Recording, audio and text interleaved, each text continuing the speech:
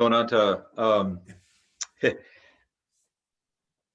so I have a question just about what you were talking about. So in our daily or hourly attempt to remember,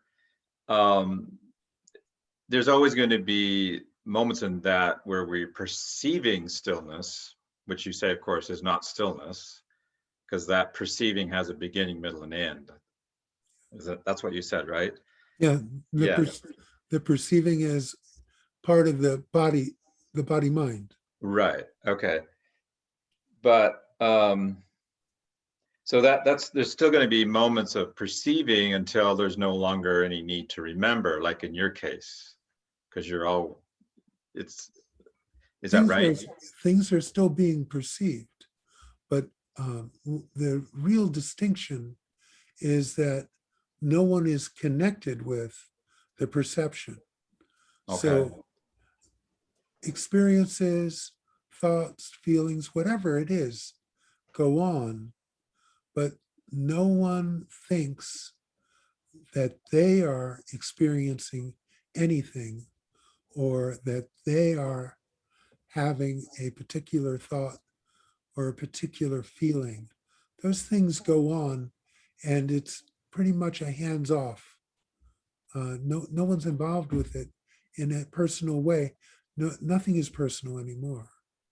You see, so it's difficult to explain because when you've lived your whole life with the focus of you, of a personal life, and then you're trying to understand an impersonal life, you of course use it from the personal perspective, you see, to get there.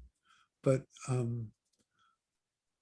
so it's almost impossible to explain correctly what it would be like to just be without anyone being, you see?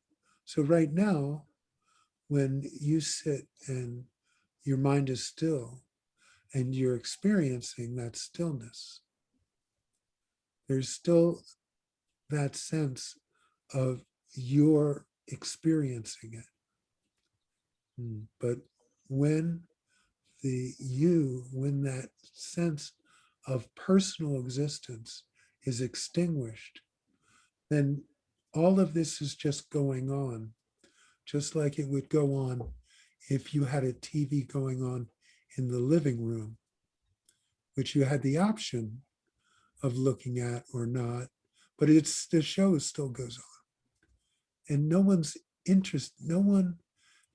is connected with that show, even though the show's going on.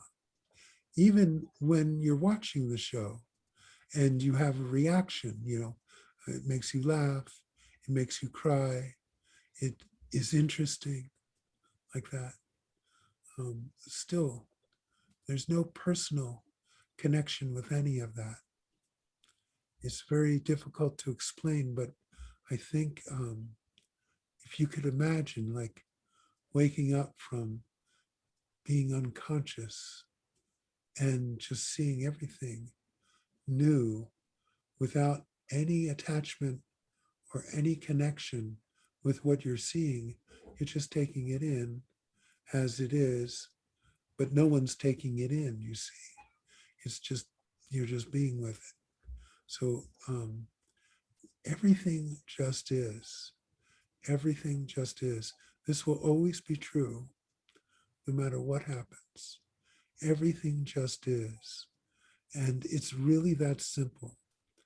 And the idea of you having a personal life is, it's just a misidentification. All identification is misidentification. Why would you identify with anything if you are everything? This is the thing, you see.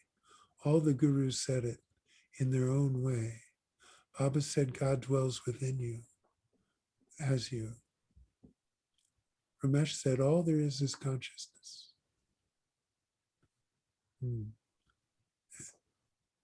There's that sense of unicity in all of it.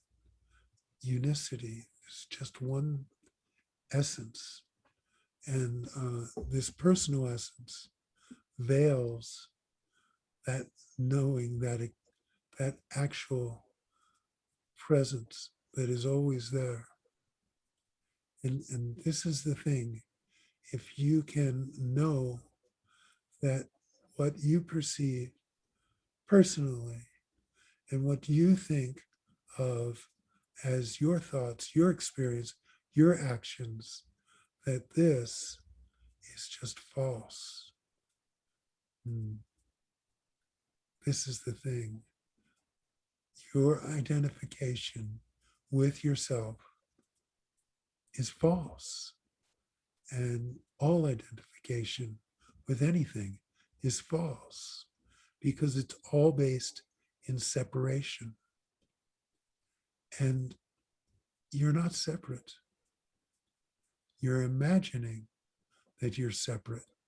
But just because you imagine it doesn't make it true. So let the imagination do whatever it wants to do. But you notice that if you don't get involved with it, then the imagination slows down. It's not as active. Anyway, I don't know if I answered your question at all.